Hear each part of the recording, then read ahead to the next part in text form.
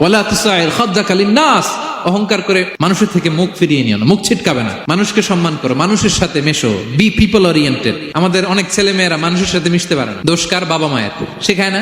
একটা সময় আমাদের মনে আছে, ছোটবেলায় মেহমান আসলে আমরা এত খুশি হইতাম, মেহমানের কাছে যাইতাম, সূরা শোনাইতাম, কবিতা শোনাতাম, এটা খেলতাম, ওটা করতাম, যাওয়ার সময় আমাদেরকে টাকা দিয়ে যেত, হায় রে খুশি।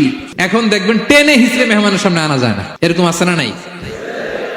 অনেক ফ্যামিলিতে এরকম আছে যে তারা সারাদিন ডিভাইস নিয়ে, এই ডিভাইস আসক্তি এত মারাত্মক পর্যায়ে পৌঁছেছে যে তারা মানুষের সাথে মিশতে পারে না। এই পাবলিক ওরিয়েন্টেশনটা অনেকের নাই, পিপল ওরিয়েন্টেশন নাই।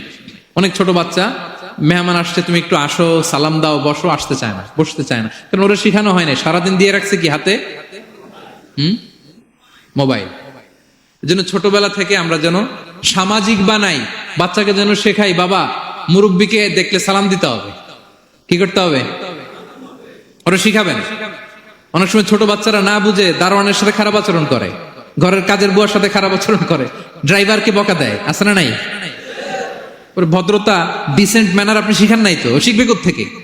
এই জন্য শুরুতেই বললাম যে গরুর পেট থেকে বেরোলে গরু হয়, কিন্তু মানুষের পেট থেকে বেরোলেই ওটা মানুষ হয় না। ওটারে মানুষ বানাতে হয় দিনের পর দিন, মাসের পর মাস, টিউনিং করে, পলিশিং করে, গাইড করে করে মানুষের মতো মানুষ বানাতে হয়।